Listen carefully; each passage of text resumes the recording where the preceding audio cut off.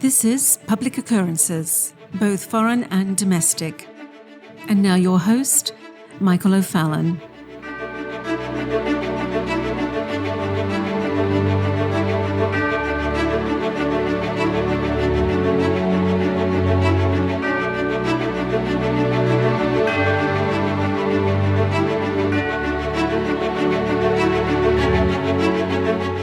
As you witness the next round of anti-Semitic protests, literally threatening Jewish students and teachers, remember this: the issue is never the issue. The issue is the revolution. The issue today is the Jewish military response to Hamas. The first issue in 2020 was COVID, and that lost steam for the cause of the revolution. The issue in 2020 was also Black Lives Matter. And that lost steam for the cause of the revolution, so they had to replace it with something else. The issue in 2022 was Ukraine and Russia. And that lost steam for the cause of the revolution. So now the issue in 2024 is the Jews. Because the issue is never the issue. The issue is the revolution. And you also have the new right fringe of Christian nationalism cranking up the collectivist hate for Jews as well, with Nick Fuentes praising Adolf Hitler and questioning whether the Holocaust ever happened. Fuentes has called for a holy war against the Jews and compared the 6 million killed by Nazis to cookies being baked in an oven. Self-proclaimed Christian nationalist Nick Fuentes has also been saying that the U.S. government should be under authoritarian Catholic Taliban rule, with Andrew Torba being a slightly less obvious version of Fuentes. And today on social media everywhere, groypers, on Twitter especially, starting a reflexive feedback loop blaming the Jews for everything.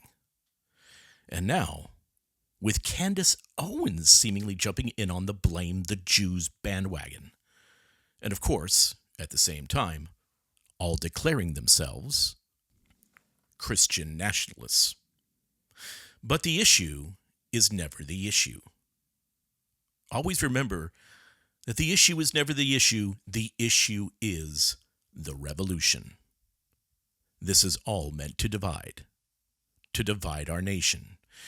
It is the process of destabilization, to get you demoralized, angry enough on both sides to break things. And the thing that the manipulators want you to break is the United States of America. It is one of the oldest military strategies in the world being employed against the United States. Divide and conquer. So whatever the next big let's go out and protest issue is, remember that the issue is never the issue. The issue is the revolution. To divide us. This is ideological subversion. And if you are involved in creating a dialectical warfare scenario, you have to balkanize people socially by presenting them with divided teams in constant narrative clashes. That's what social media does. Because you can't have a dialectical war without a dialectical dance partner. So they are turning us all against one another. You are also in the midst of an attempt to transition mankind from an objective, real world where you have liberty and freedom, where you can think what you want to think, worship in the way that you believe is correct. You can go where you want to go. You can do what you want to do. And I hope you have noticed that there's an attempt on both the progressive left and the cringe right to move us into a new age of collectivism by whatever is deemed on a given day as the common good. Now, back in 2017, when I first started the movement against this attempt to infuse critical theory into everything, and the attempt to fracture our nation into bits and reshape the world, back when I was telling you about the Great Reset before it even happened, and I hope some of you remember this, and the reason, of course, was because there was going to be an attempt to transition the West into a fully autocratic society. And that's China's system. And that is the system that the United States and our corporate oligarchy helped to build over the last 50 to 60 years. And they wanted to make sure that that would soon be the system for the world, forced upon you. And the United States would not fight back against any of this. No, the United States would commit suicide economically, militarily, corporately, because we have agreed to play into the trap of Thucydides' trap. Please go back to my podcast in the summer of 2020 when I explained what Thucydides' trap was. I've tried to give you the scenario far before we fell into it, but we keep on walking straight into it. And I recorded that podcast when Trump was still in office, by the way. I think that was July or August of 2020. And if you recall at the time, 4 years ago, this was because China and their Belt and Road Initiative partners had to rise. China and the Global South. That includes Africa, South Asia, and even now parts of South America and the Caribbean. And because we didn't want full-on nuclear war, you see, so the United States had to follow the path of degrowth, that the U.S. government would look like the Keystone Cops in everything we do. So no one would trust our military. So no one would want to use our currency as the standard for trade. That the U.S. Bretton Woods system and the IMF and all that good stuff had to go into retirement. And what had to happen in the United States was civil war, a national divorce, balkanization. Now, I explained this to James Lindsay when we were together in New York City in 2019. If you recall, that's the video that was then shared by people like Sebastian Gorka, Donald Trump Jr., and Glenn Beck. And boy, has James followed the right trail on reading everything that he can get his hands on to understand all of this. And he has. And while dialectical warfare and operational preparation of the battlefield, or the environment if you choose, are not new terms for me, James Lindsay, though, has a better understanding of these issues than anyone I know, by far. And so, that is why people don't want you to listen to James Lindsay anymore. Because James Lindsay is a very dangerous man to those that are attempting to make this stealth move. Well, at first it was stealth, but now their masks are coming off. And you see them coming off with men in ministries. You see it coming off with men that are involved in political think tanks. You see it coming off the faces, unfortunately, of men in very conservative media companies.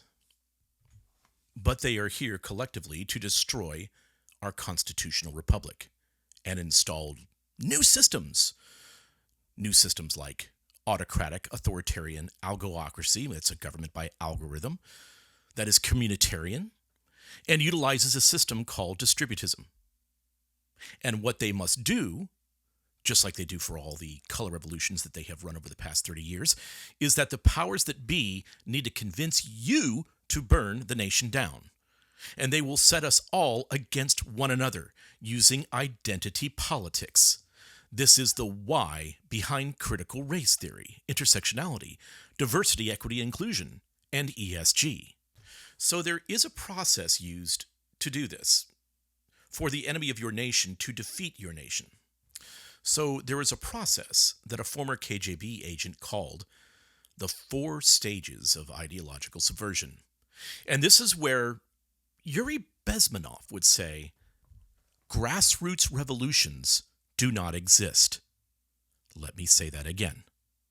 Grassroots revolutions do not exist. Only revolutions that are engineered by a professional, organized group will ever come to pass. So there are no grassroots revolutions. Are you hearing all of this right now, Christian nationalists and integralists and groypers? There are no grassroots revolutions.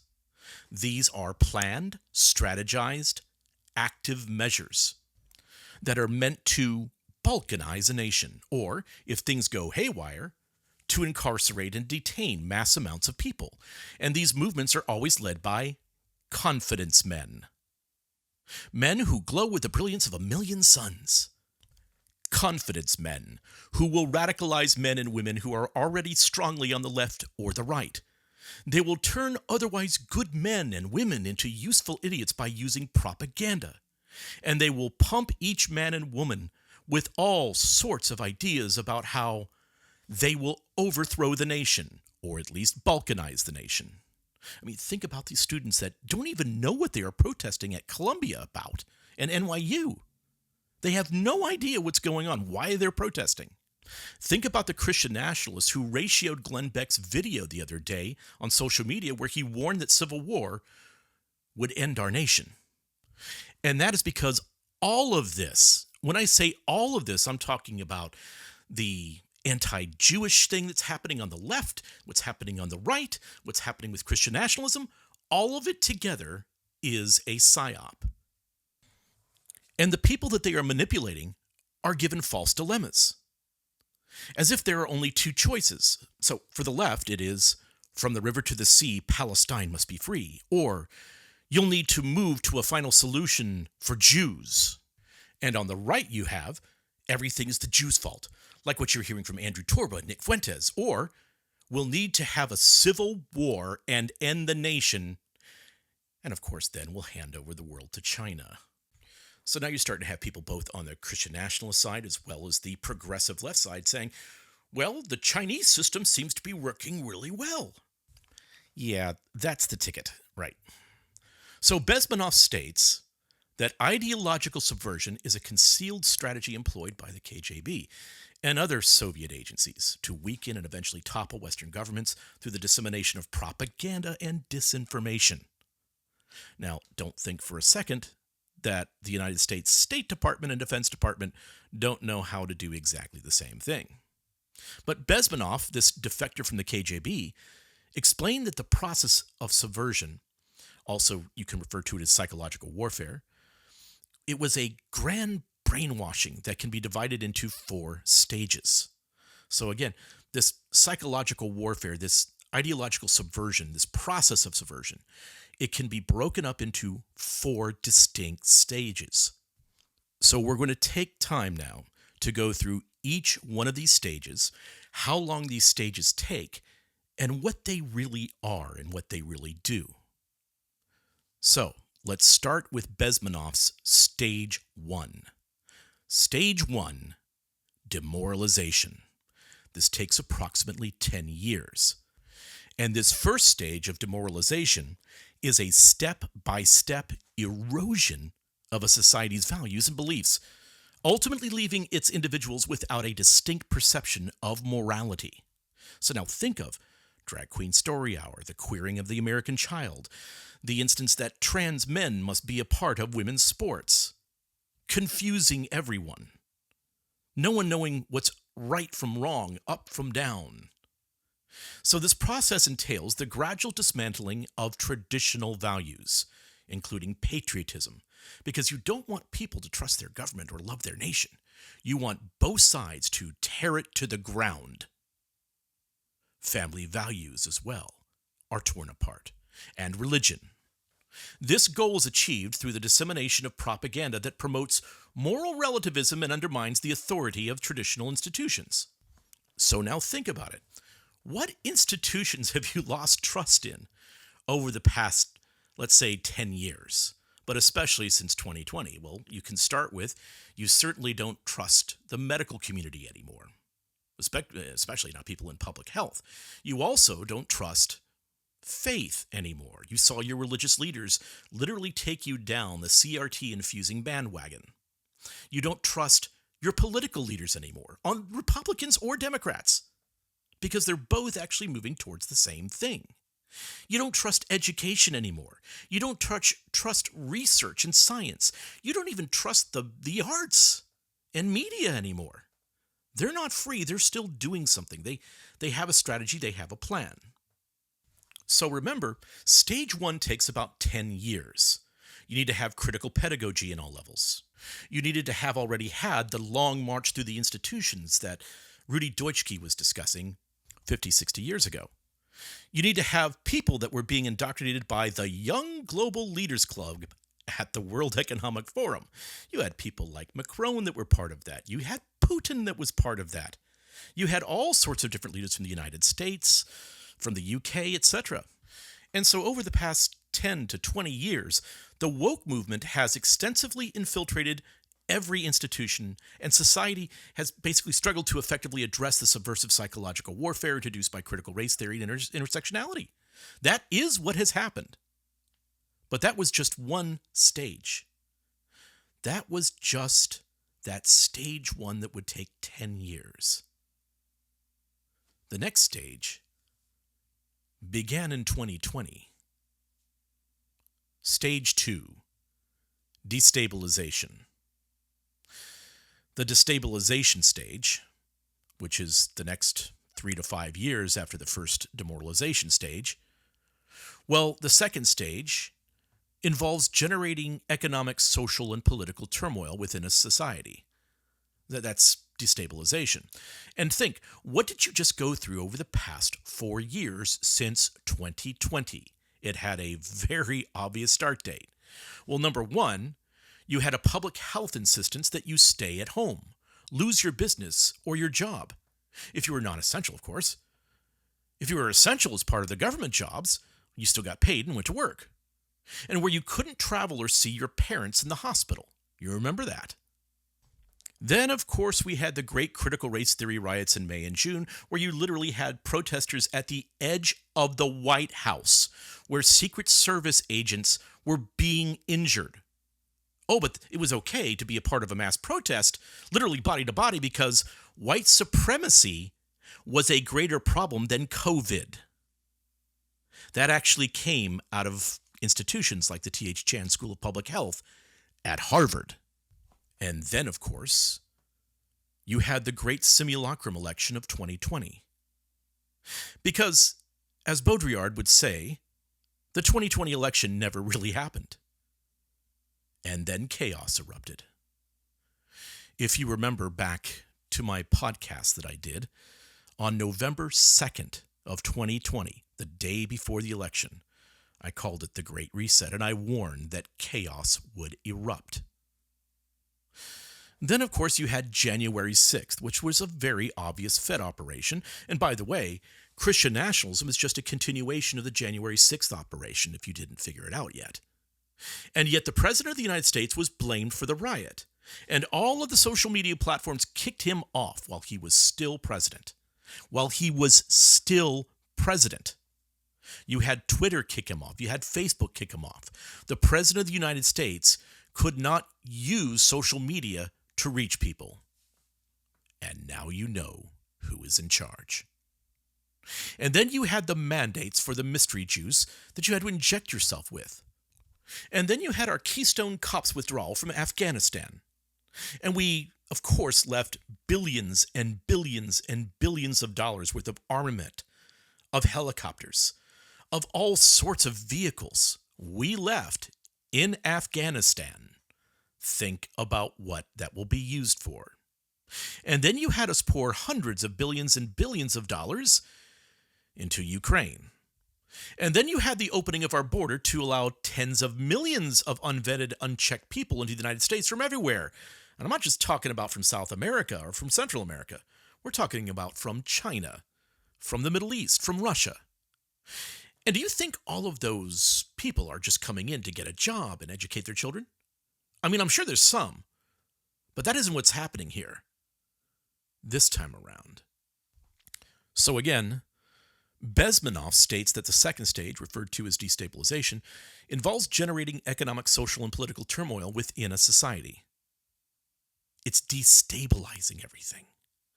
And according to Bezmenov, this objective can be accomplished through different methods, such as social unrest, endorsing radical factions, which you now are seeing. Everything is radicalized.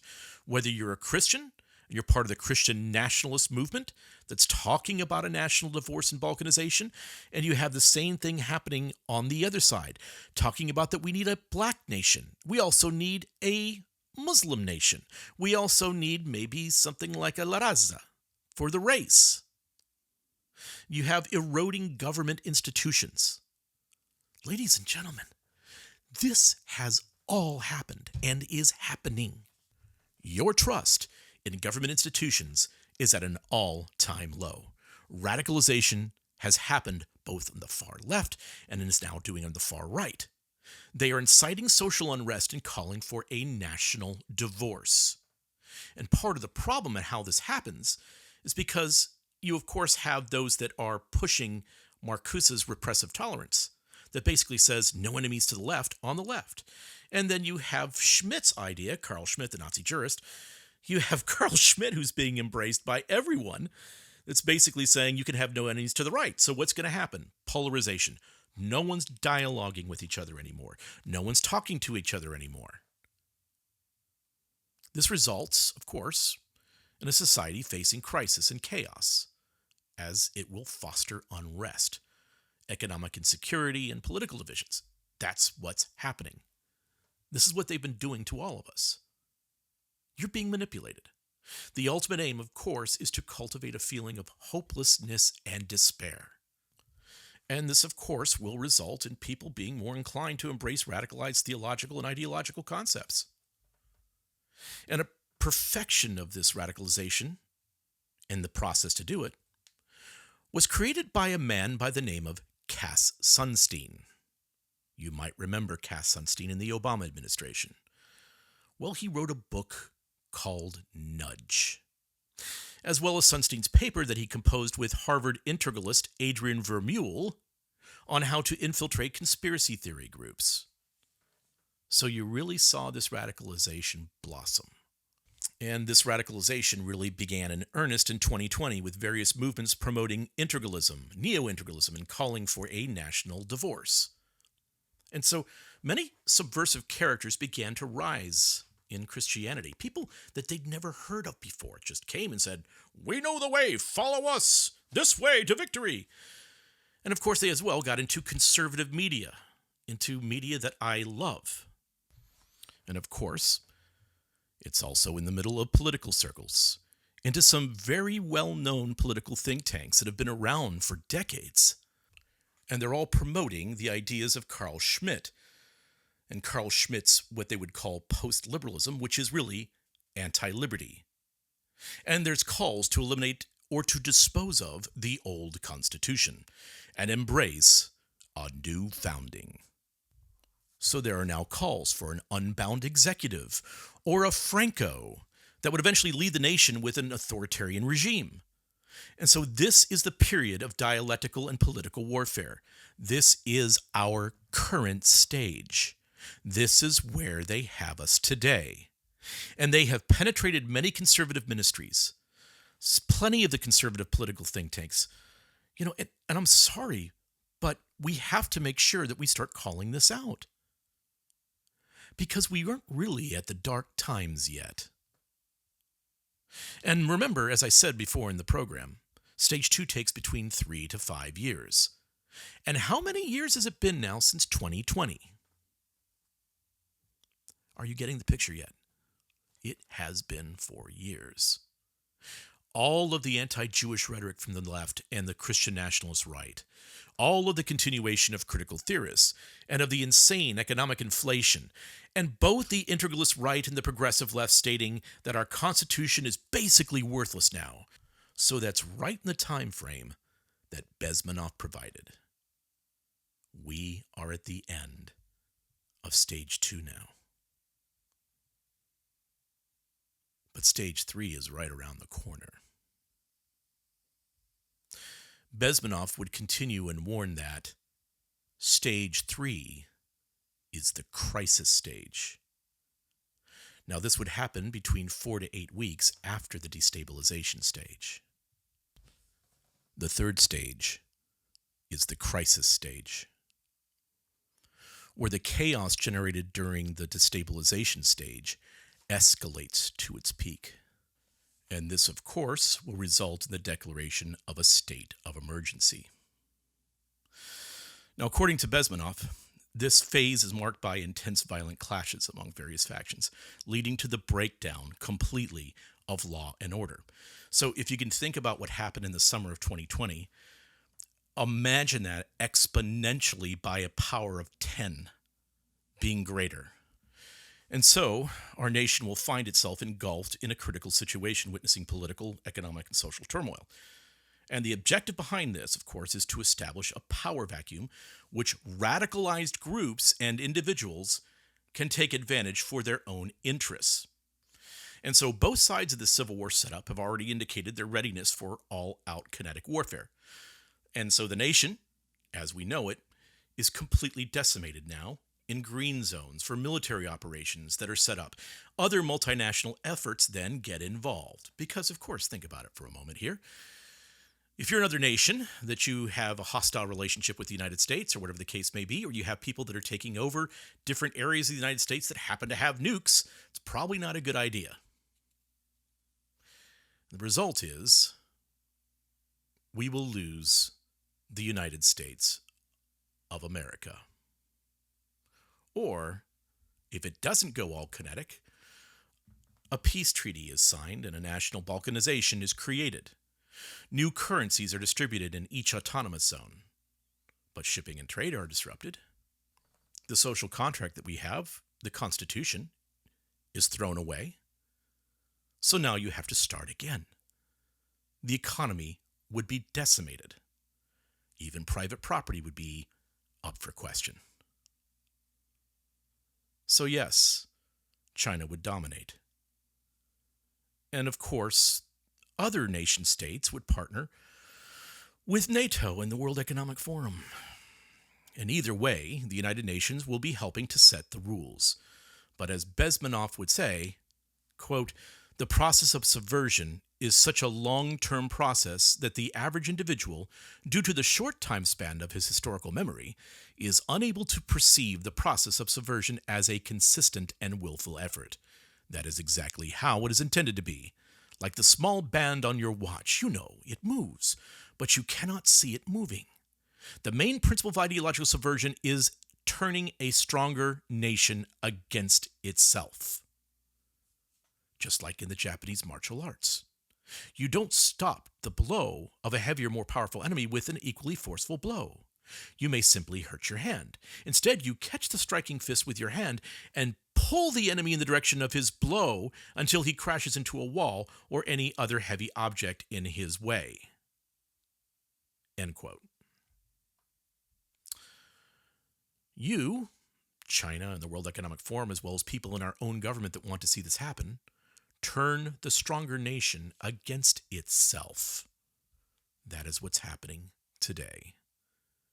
And sadly, men and women that would have called themselves patriots just a few years ago are now out in social media and in interviews calling for a civil war. And China wins. And we all go into travel restrictions. Israel is finished. Taiwan is overrun. You'll have 15-minute communities for LGBTQ+. You'll have 15-minute communities for Christians. You'll have 15-minute communities for Muslims. Feudalism, a refactoring of subsidiarity, just like Yoram Hazony wants. That's the horrific age, and it's not going to take that long for everything to fall apart. Because things fall apart when the center does not hold. And then we move into stage 4, normalization. Now, Bezmenov stated that this can last 4 decades back in his interview in 1984, but it is likely that this will be shorter due to current technology. So the 4th and final stage is normalization, in which a new authoritarian regime is imposed that claims to restore order and stability to society. And you have new authoritarians being set up everywhere, don't you? Why do you think a whole bunch of people have been talking about needing a Franco or a Pinochet? Why do you think Tucker has been inviting people on his show who favor an authoritarian government? Tucker? Why do you think there are secret societies in Indianapolis, Idaho, and Dallas? Why do you think Candace Owens is speaking so much about how great the German government was? They know what they're doing. And I do too. You see, I met Sergej Popovich of Canvas Color Revolution. I met him about 14 years ago. And I remember him explaining that if you wanted to have a successful color revolution, that you have to pull certain influencers in the nation into your revolutionary moment and tell them that they will have an important place on the other side of the revolution.